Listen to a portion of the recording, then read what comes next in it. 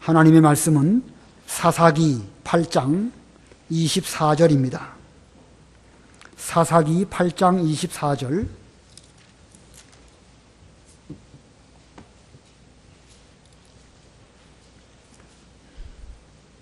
사사기 8장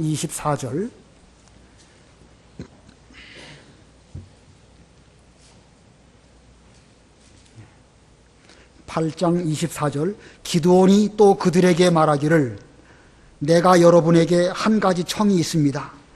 각자 탈취한 귀고리를 내게 내놓으십시오 하니 적군은 이스마엘 사람이었으므로 그들에게 금 귀고리가 있었기 때문이다. 그들이 말하기를 우리가 기꺼이 드리겠습니다 하고 겉옷을 펴서 각자가 탈취한 귀고리를 거기에 던지니 그가 부탁하였던 금 귀고리의 무게가 금 1700세겔이며 그 밖에 초승달 장식들과 패물과 미디안 왕들이 입던 자색 의복들과 그들의 낙타목에 둘렀던 사슬들도 있었다. 기드온이 그것으로 에봇 하나를 만들어 자기 성읍 오브라에 두었는데 온 이스라엘이 거기서 그것을 음란하게 섬김으로 그것이 기드온과 그의 집의 올무가 되었다. 미디안이 이스라엘 자손 앞에 굴복하여 다시는 그 머리를 들지 못하였으므로 기드온의 날 40년 동안 그 땅이 평온하였다. 요아스의 아들 여룻바알이 돌아가 자기 집에서 살았는데 기드온은 아내가 많았으므로 자기 몸에서 낳은 아들이 70명이었고 세겜에 있는 그의 첩도 아들을 낳아 그 이름을 아비멜렉이라 하였다. 요아스의 아들 기드온이 나이 많아 죽으니 아비에셀 사람들의 땅 오브라에 있는 그의 아버지 요아스의 무덤에 묻혔다. 기드온이 죽자 이스라엘 자손이 바알들을 음란하게 섬기고 바알 브릿을 자기들의 신으로 삼으며 이스라엘 자손이 주위 모든 대적의 손에서 자기들을 구원한 여호와 그들의 하나님을 기억하지 않았고 또한 여룻바알이라 하는 기드온이 이스라엘에게 베푼 모든 은혜에도 불구하고 이스라엘이 그의 집에 은혜를 베풀지 않았다. 거기까지 봉독하겠습니다. 오늘 본문의 내용은 기드온의 그 마지막의 모습이 어떠하였는지 그가 노년에 살았던 그 모습들과 그의 죽음을 말씀하고 있습니다. 그래서 오늘 제목은 기드온의 마지막, 기드온의 마지막이라는 제목입니다. 우리가 지금 사사기를 배우고 있는데 이 앞부분에 우리가 배운 여러 사사들, 첫 번째는 오니엘, 두 번째는 에훗, 세 번째는 삼갈, 네 번째는 드보라, 그리고 다섯 번째 사사로 우리가 이 기드온을 배우고 왔습니다. 이 기드온 이전에 있었던 여러 사사들, 그들에 관한 성경 기록은 그렇게 길지 않습니다. 심지어 삼갈에 관한 기록은 딱 한 절만 기록되어 있습니다. 그러나 이 기드온 사사에 대해서의 기록은 석 장에 걸쳐서 길게 말씀하고 있고 그가 죽은 이후에 그의 아들들에 관한 이야기는 또 후절에 기록되어 있습니다. 그러고 보면 기드온에 관한 말씀은 넉 장에 걸쳐서 길게 말씀하고 있습니다. 자, 우리 사사 기드온을 통해 가지고 오늘날 우리에게 주시는 교훈이 무엇일까? 오늘날 우리는 이 기드온의 행적을 통해서 어떤 교훈을 받아야 할 것인가? 딱 한 가지만 말씀하라고 한다고 하면 삼가 조심입니다. 삼가 조심. 물을 마실 때에도 방심하지 않고 손으로 떠서 마시는 삼가 조심. 미디안과 전쟁을 할 때에도 왼손으로는 횃불을 들고 오른손으로는 나팔을 불면서 삼가 조심해서 자기 자리를 떠나지 아니하고 계속해서 그 역할을 잘 감당하는 삼가 조심. 또 미디안 전쟁을 이기고 이제 미디안 그 패잔병들을 추격할 때에도 방심하지 않고 도중에 엉뚱한 곳에 그 시간 보내지 아니하고 끝까지 그 추격을 잘한 것, 이거 삼가 조심입니다. 또 이 전쟁이 다 끝났을 때에 이스라엘 백성들이 기드온에게 와서 말하기를 당신이 우리를 구했으니까 당신이 우리를 다스려 주십시오. 당신과 당신의 아들과 아들들의 아들들이 우리들을 다스려 주십시오. 이렇게 말했습니다. 한마디로 말하면 왕 되어 달라는 것이죠. 그러나 이 제안은 대단히 위험한 제안입니다. 지금 하나님께서는 사사들을 세우셔서 이스라엘을 다스리시던 그런 시대입니다. 그런데 그러한 때에 백성들이 왕 되어달라고 한다고 해서 그 기드온이 덜컥 왕이 된다고 하면 자기도 많은 길로 가는 것이고 이스라엘 나라도 여러 가지 어려운 일을 겪을 수밖에 없을 것입니다. 그렇기 때문에 기드온은 그때 단호하게 여호와께서 여러분을 다스리실 것입니다, 이렇게 말했습니다. 아주 잘했지요? 자, 여기까지 이 기드온은 방심하지 않고 사사로서의 자기 역할을 잘 감당했습니다. 그런데 오늘 본문 이 기드온의 마지막에 이르러서 그가 방심하고 실수한 이런 내용들을 또 성경이 우리에게 말씀하고 있습니다. 그가 이렇게 마지막에 이르러서 몇몇 가지 실수한 거, 이건 뭐 옥의 티에 해당되는 지극히 작은 것들이지만 그러나 그 결과, 그가 옥의 티로 마지막에 이르러서 방심한 그 결과는 엄청난 결과를 또 가져오고 있습니다. 그래서 마지막까지 방심하지 않고 삼가 조심하는 것이야 말로 얼마나 중요한 것인가 라는 것을 우리는 이 기드온에 관한 여러 말씀들을 통하여서 반드시 기억해야 될 그 말씀입니다. 마지막까지 방심하지 말고 마지막까지 삼가 조심해서 우리가 우리의 남은 삶을 잘 살아야 되는 것입니다.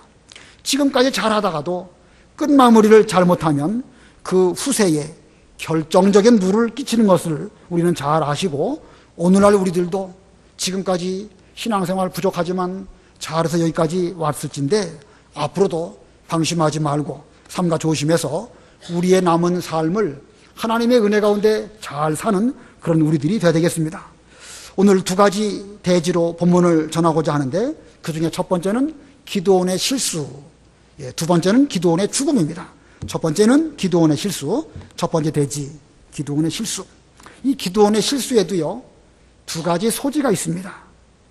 에봇을 만든 실수도 있고 또 첩을 두었다는, 그래서 그 아들 아비멜렉을 두었다는 실수, 이 두 가지 실수가 있는데, 자, 기드온의 실수 가운데 첫 번째 소지, 에봇을 만든 실수입니다.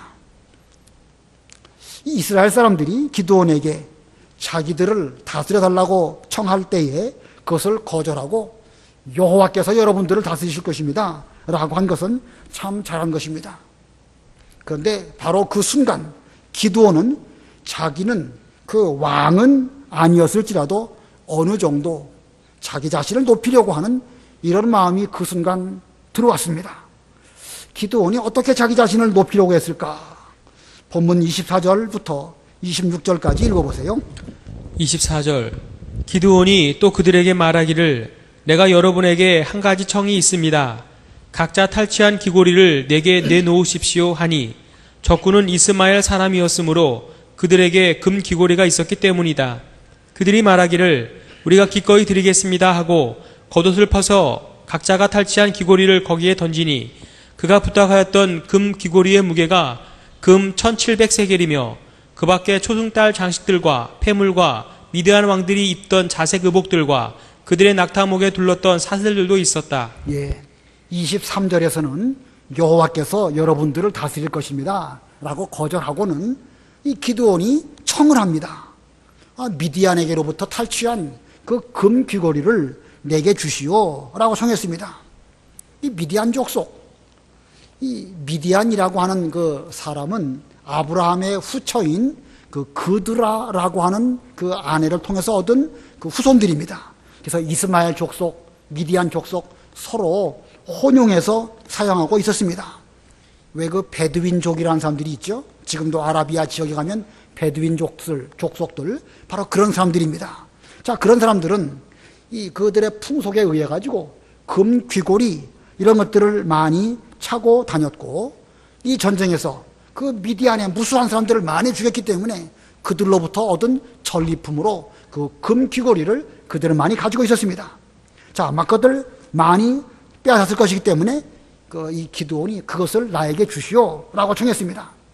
그래서 이스라엘 사람들이 기드온에게 금 귀고리, 또 초승달 장식, 여러 폐물들, 낙타들 목에 걸어두었던 사슬들, 이런 것들을 다 이렇게 모아가지고 기드온에게 가져왔습니다. 자, 기드온은 그것으로 무엇을 했을까? 본문 27절 읽어보세요. 27절. 기드온이 그것으로 에봇 하나를 만들어 자기 성읍 오브라에 두었는데 온 이스라엘이 거기서 그것을 음란하게 섬김으로 그것이 기드온과 그의 집에 올무가 되었다. 예, 그것으로 에봇을 하나 만들었다고 그랬습니다. 에봇. 에봇이 무엇이지요? 예, 제사장들이 제사를 드릴 때에 입는 옷, 그게 에봇입니다. 자, 그런데 이 기드온이 왜 제사장 옷에 해당되는 에봇을 만들었을까? 기드온이 에봇을 왜 만들었을까요? 기드온은 어느 지파 사람이라고 그랬죠? 므낫세 지파 사람입니다. 제사장이 되려고 하면 레위 지파 사람이라야 되는 것이고, 레위 지파 중에서도 아론의 후손들에게만 제사장의 직무가 주어졌습니다. 그렇기 때문에 므낫세 지파에 해당되는 기드온에게는 에봇을 입을 일도 없고 또 입어서도 안 되는 것입니다. 이 기드온하고 에봇하고는 하등의 연관성이 없음에도 불구하고 이 기드온은 자기에게 그 이스라엘 백성들이 가져온 여러 금은 폐물들을 가지고 에봇 하나를 만들었다, 이렇게 말하고 있습니다.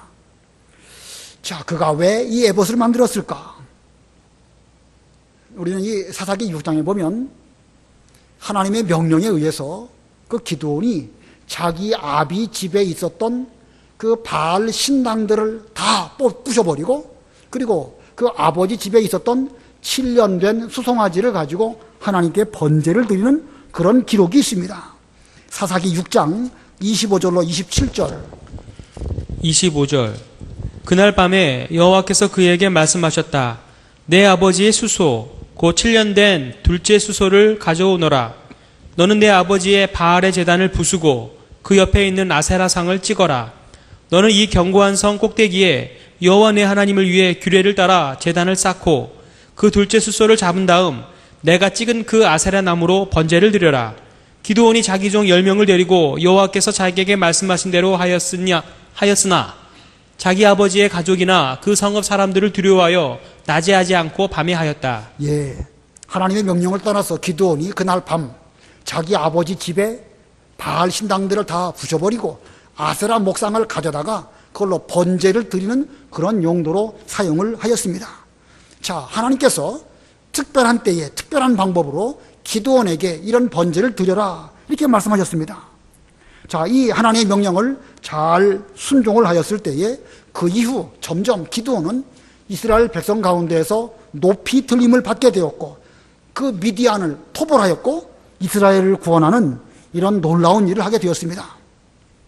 이런 놀라운 일을 잘 마치고 난 그 시점에서 기드온은 전에 자기가 하나님께 번제를 드렸던 그때의 일을 마음에 늘 기억하고 있었습니다. 잊을 수가 없었습니다. 아, 나 같은 사람도 하나님께 제사를 드렸는데 하나님이 이 제사를 받으시고 나를 통해서 하나님의 놀라운 일을 하셨구나.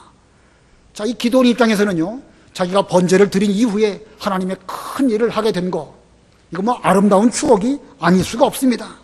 그것을 잊을 수가 없고 평생 마음에 그 기억으로 간직하면서 늘 그때 내가 은혜를 받았지, 그때 내가 그 사건 이후로 하나님의 큰 일을 하게 되었지 하는 생각을 하게 되었던 것입니다. 자, 그러나 여기까지 문제가 없습니다. 과거에 하나님 앞에 번제를 드리고 자기가 그것을 통해 가지고 하나님의 큰 일을 했다, 그 좋은 일입니다. 기억하고 마음에 간직하는 거 잘하는 것입니다.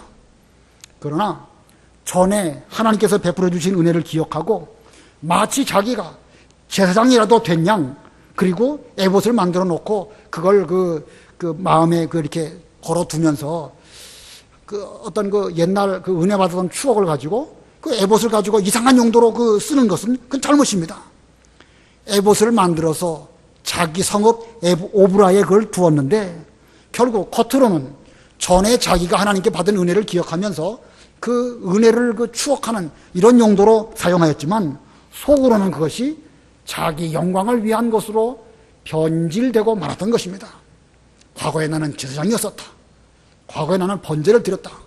그거를 아름다운 추억으로 믿음의 어떤 그 기억으로 잘 간직하는 것은 좋은 일이지만 마치 자기가 제사장하고 동격이 된 것처럼 생각하는 것은 결국은 하나님의 은혜를 추억하는 그 차원보다도 한 단계 더 올라가서 자기 영광을 위한 것이 되는 것입니다. 자, 제사장도 아니면서 마치 자기가 제사장이라도 된 것처럼 생각하는 거.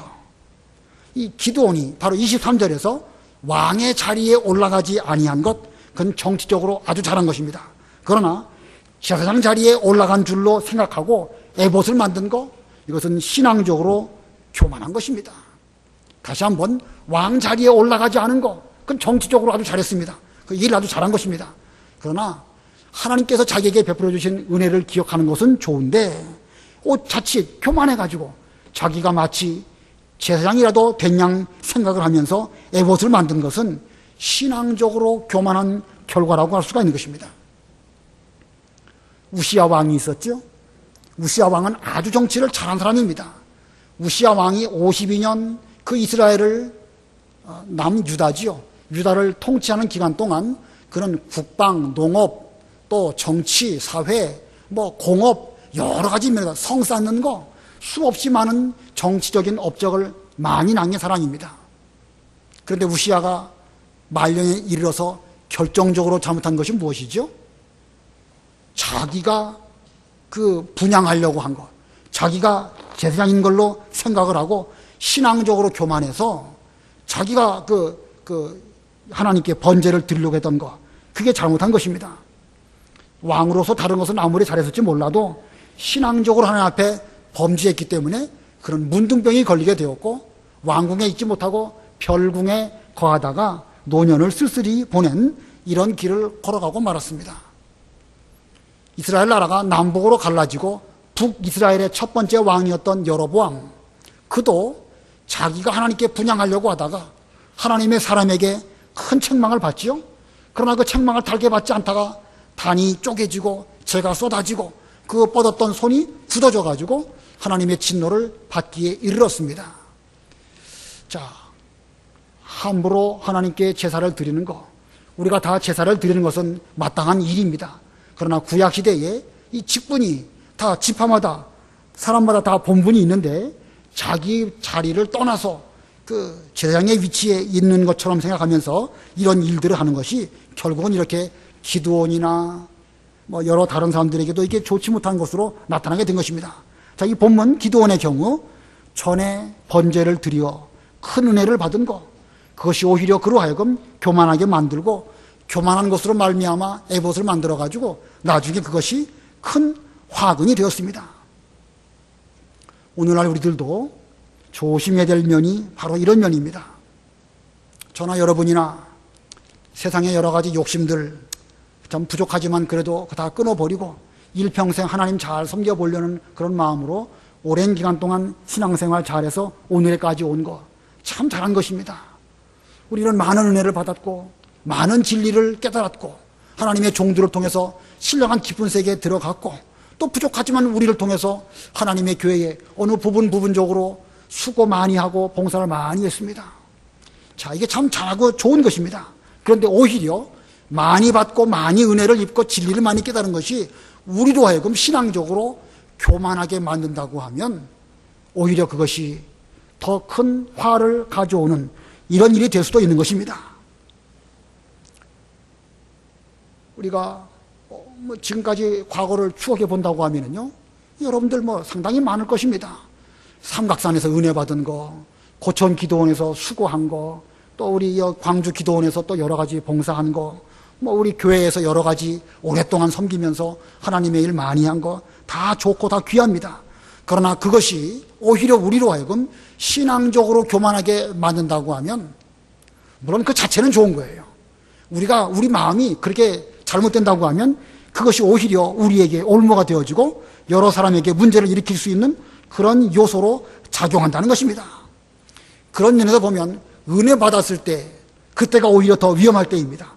큰 일을 하고 사람들에게 인정받았을 때 그때가 오히려 자칫 더 위험한 때인 줄 알고 우리는 그때의 마음을 방심하지 말고 삼가 조심하는 그런 우리가 되어야 될 것입니다. 자, 이 기드온이 이렇게 에봇을 만들어가지고 그 결과가 어떻게 나타나게 되었는가? 8장 27절 읽어보세요. 27절. 27절. 기드온이 그것으로 에봇 하나를 만들어 자기 성읍 오브라에 두었는데 온 이스라엘이 거기서 그것을 음란하게 섬김으로 그것이 기드온과 그의 집에 올무가 되었다. 여기 두 가지지요. 에봇을 만든 결과 두 가지. 첫 번째는 온 이스라엘이 그것을 음란하게 섬겼다. 두 번째로는 기드온과 그의 집에 무엇이 되었다? 올무가 되었다. 온 이스라엘이 그 에봇을 음란하게 섬겼다. 그 다음에 두 번째로는 기드온과 그의 집에 올무가 되었다. 처음에 그 에봇을 만들 때는 과거에 그 자기가 하나님께 제사를 드렸던 거 그거 추억하면서 또 전쟁의 기념으로 이것을 만들었던 것 뿐입니다. 뭐 별거 아니죠. 그런데 시간이 지나면서 서서히 그것의 폐해가 드러나게 된 것입니다. 아마 이스라엘 사람들은 그 에봇을 보면서 저 기드온이 저 에봇으로 하나님께 제사를 드렸는가? 그 유명한 기드온이 그 하나님께 번제를 드린 그것을 기념하기 위하여 만든 에봇이구나. 나도 노력한다고 하면 나도 하나님께 제사를 드릴 수 있지 않을까? 이런 생각을 하면서 엉뚱한 생각들을 하지 않았을까?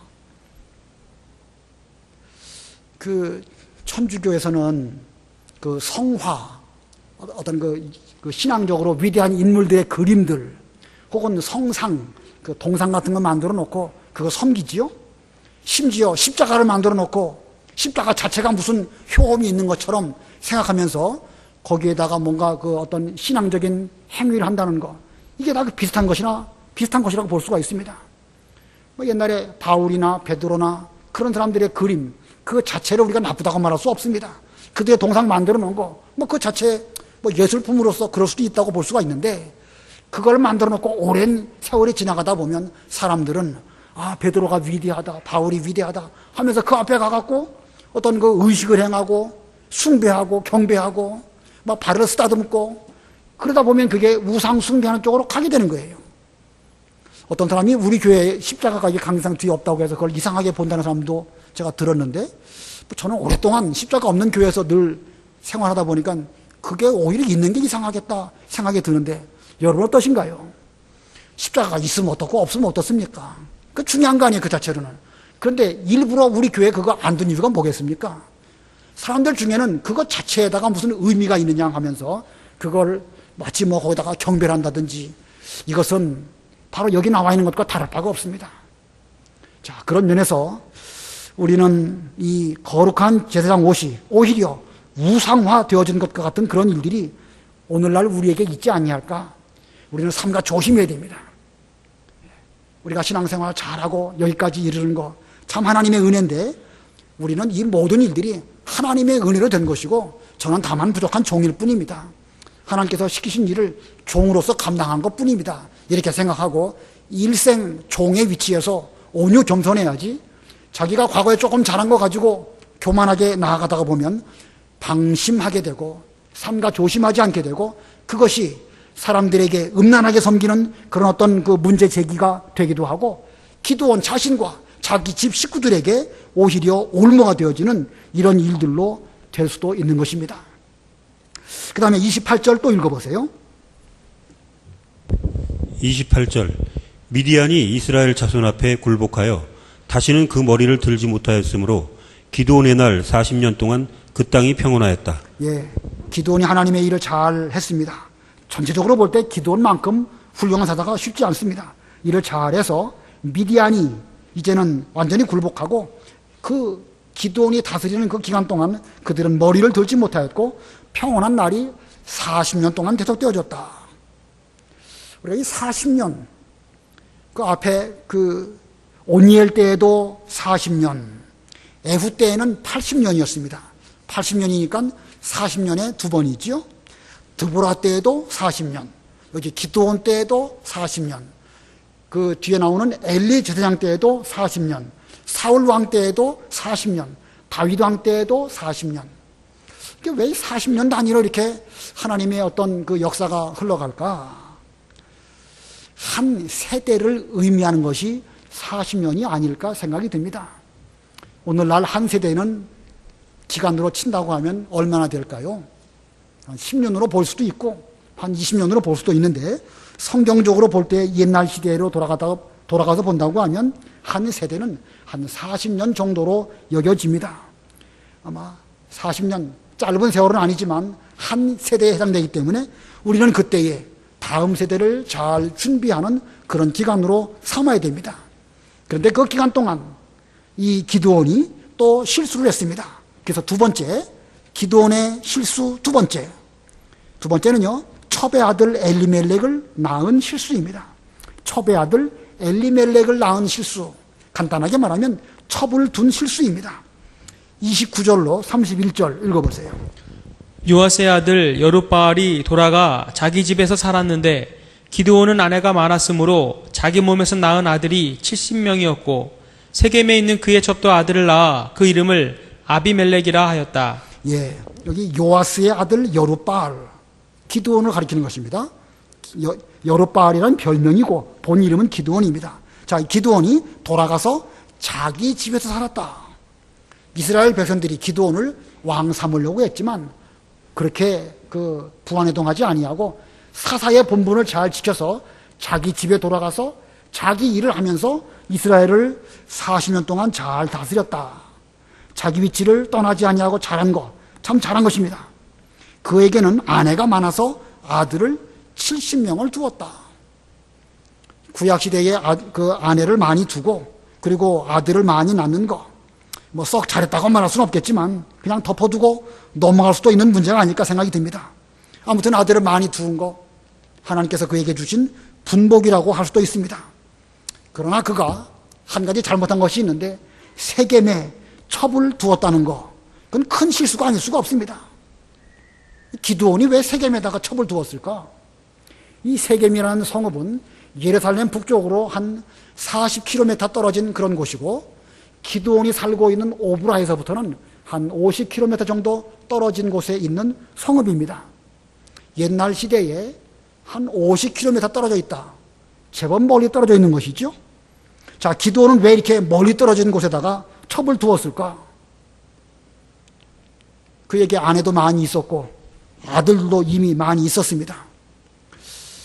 이 성경에 이 세겜에 첩을 두었다라고 표기한 것을 보면 그 여자는, 첩인 그 여자는 이스라엘 백성 가운데 있는 여자는 아니었을 것입니다. 만약에 그 첩이 이스라엘 백성이라고 하면 이미 여러 명의 아내가 있었으니까 또 하나의 아내를 두었다고 하면 그걸로 그냥 별 문제 없을 것인데 일부러 첩이라고 표현한 것을 보면 이 여인은 이스라엘 백성이 아니고 가나안 여인 가운데 하나였을 것이라고 해석하는 것이 이 정설입니다. 자, 무슨 말씀인지 이해가 되시죠? 만일 그 여인이 이스라엘 사람이었다고 하면 굳이 첩이라는 표현을 쓰지 않았을 것입니다. 그 여인이 이스라엘 백성이 아니고 가나안 여인이었기 때문에 성경은 그를 첩이라고 표현하였습니다. 자, 그런데 첩을 통하여 낳은 아들의 이름, 그 이름 또한 의미심장합니다. 이름이 무엇이지요? 아비멜렉. 아비란 말은 아버지라는 뜻입니다. 우리말로도 비슷하죠? 아비멜렉. 아부 할 때 아부라는 말, 아브라함 할 때 아부, 그건 아버지라는 뜻이고, 멜렉이란 말은 왕이라는 뜻입니다. 그래서 아비멜렉 그러면 아버지는 왕이시다, 이런 뜻입니다. 아버지는 왕이시다. 성경에 아비멜렉이라고 하는 이름을 갖고 있는 사람이 세 군데에 등장합니다. 아브라함 때 혹은 이삭 때에 블레셋 왕의 이름을 아비멜렉이라고 불렀습니다. 블레셋 왕의 이름이 아비멜렉입니다. 그리고 두 번째는 여기 본문에 나와 있는 기드온이 첩을 통해서 낳은 아들, 이제 그 낳은 아들 아비멜렉이 구장에서 여러 가지 일들을 하게 되는데 그 사람이 또 두 번째로 아비멜렉이고, 역대상 18장에 가면 제사장 가운데 한 사람의 이름이 아비멜렉이로 기록되어 있습니다. 그런데 개역 성경에는 아비멜렉으로, 우리 바른 성경이나 공동 번역에는 아히멜렉으로 이렇게 각각 달리 번역이 되어집니다. 일반적으로 이스라엘 백성 가운데에서는 아비멜렉이라고 하는 이름을 쓴 경우가 없고, 역대상에 나타나 있는 그 이름은 아마 아히멜렉이 맞을 것인데, 아마 이 사본상, 옛날 성경을 이렇게 복사하다, 손으로 쓰다 볼 때에 거기서 미스프린트로 돼서 아비멜렉이라고 번역한 것도 있고 아히멜렉이라고 번역된 것도 있는 것으로 여겨질 때에 이스라엘 사람으로서 아비멜렉이라는 이름을 가진 것은 거의 없다고 봐도 무방합니다. 더군다나 지금은요, 왕정 시대가 아니죠. 사사 시대입니다. 사사 시대에 우리 아버지는 왕이시다, 이런 이름을 갖는다고 하면 그건 하나님께서 사사를 두시고 통치하시는 그 통치에 반역하고 거스르는 그런 것이나 다를 바가 없습니다. 어쩌면 아비멜렉이라고 이름을 지은 그 배경에는 아비멜렉이 엄마가 첩이었으니까 첩이라는 사실을 좀 덮어놓기 위해서, 감추기 위해서 우리 아버지는 위대한 기드온이다, 기드온은 왕 아니겠는가, 그러므로 나는 아버지가 왕인 그런 사람이다 라는 뜻으로 그의 이름을 아비멜렉이라고 기드온이 지었을지 아니면 첩 여인이 지었을지 모르지만 좀 이 교만한 마음으로 첩의 아들이라는 것을 숨기기 위해서 우리 아버지는 왕이시다 라고 하는 그런 이름으로 아비멜렉을 쓰지 않았을까 생각이 듭니다. 이 아비멜렉, 이제 9장에 가면 우리가 또 그에 대해서 배우게 되겠는데, 그는 성격이 아주 포악합니다. 욕심이 많습니다. 이 오브라라고 하는 지역, 세겜참, 이게 세겜 출신이지 않습니까?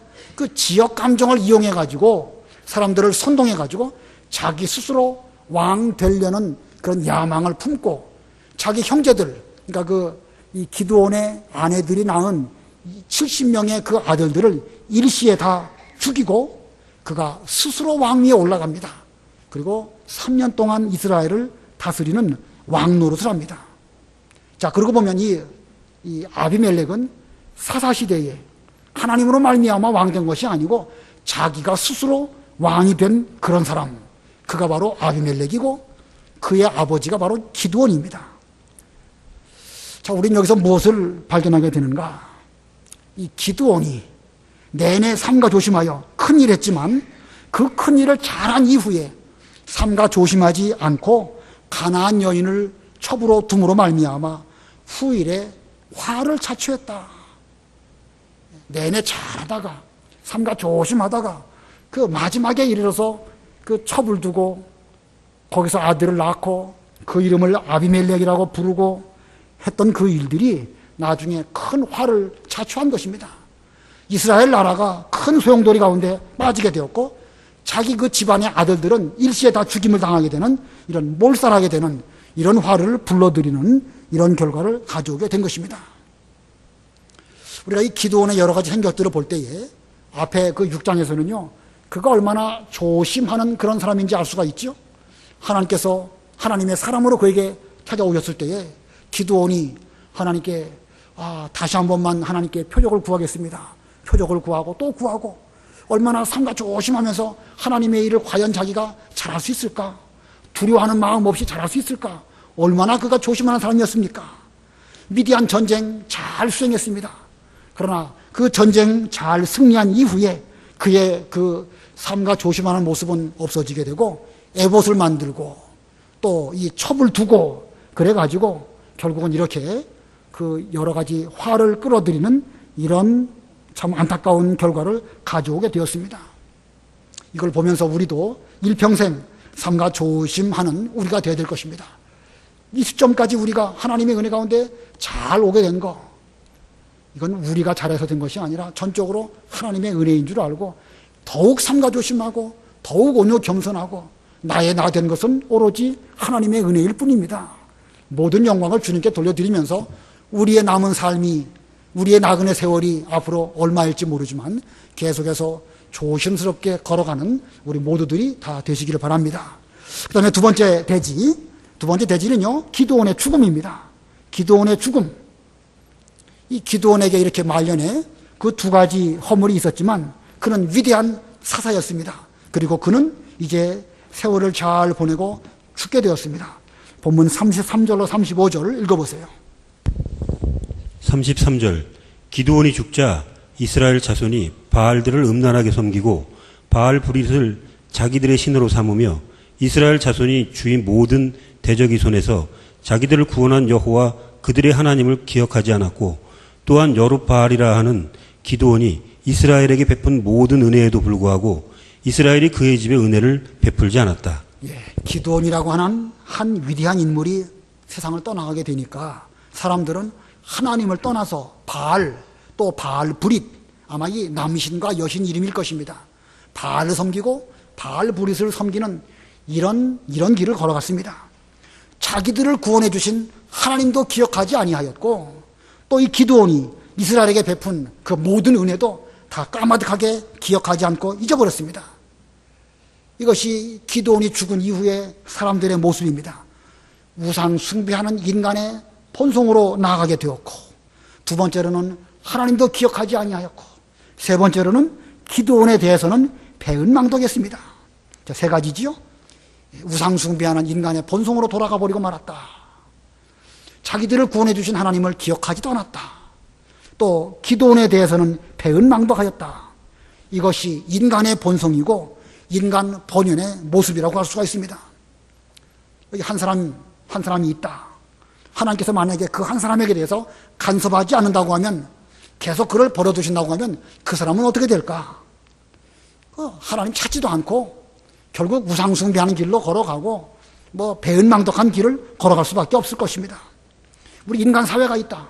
이 인간들이 모여가지고 여러 가지 사회생활을 하고 있는데, 만약에 하나님께서 우리 가운데 어떤 하나님의 사람을 보내주시고 은혜를 베풀어 주시고 간섭해 주시지 않는다고 하면, 인간 사회는요 여전히 또 마찬가지로 우상 숭배하는 쪽으로 가고, 과거에 받은 은혜도 다 잊어버리고 인간과 인간 사이에도 배은망덕하게 되고 불신하게 되고, 이것이 바로 하나님을 떠나간 인간들의 본연의 모습이라고 할 수가 있습니다.